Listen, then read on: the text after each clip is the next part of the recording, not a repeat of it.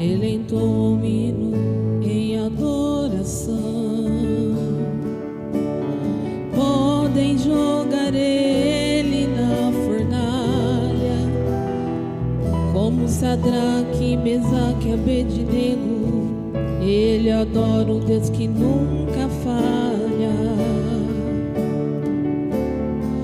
E se tudo ele perder, como aconteceu com Jó, ele adora porque sabe que Deus nunca o deixa só. Em fornalha ou cova de leões, ou até mesmo dentro de prisões, ninguém cala o adorador. Ele adora na alegria, adora na dor, ainda que amarrem os seus pés e mãos, tentando calar a sua adoração.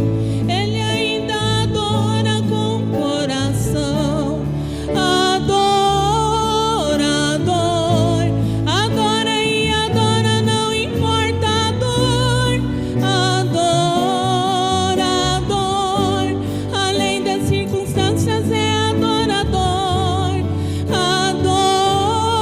Adorador, adora e adora, não importa a dor. Adorador, além das circunstâncias é adorador.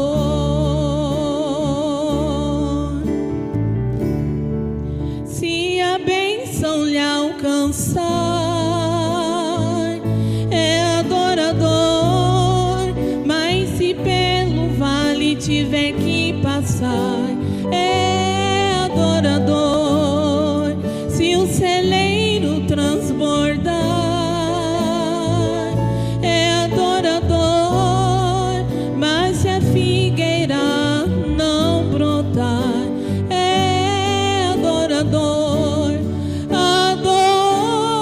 Adorador, adora e adora, não importa a dor.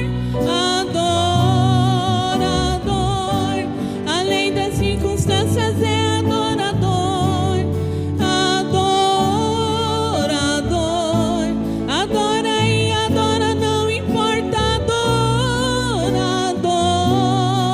Adorador, além das circunstâncias é adorador. É adorador, é adorador, além das circunstâncias é adorador. É adorador, é adorador, além das circunstâncias é adorador.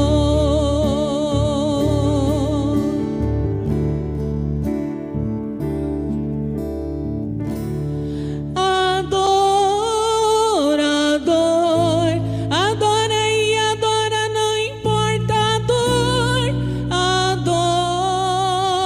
Adorador, além das circunstâncias é adorador. Adorador, adora e adora, não importa a dor. Adorador, além das circunstâncias é adorador. É adorador, é adorador, além das circunstâncias é adorador. É adorador, é adorador, além das circunstâncias é adorador.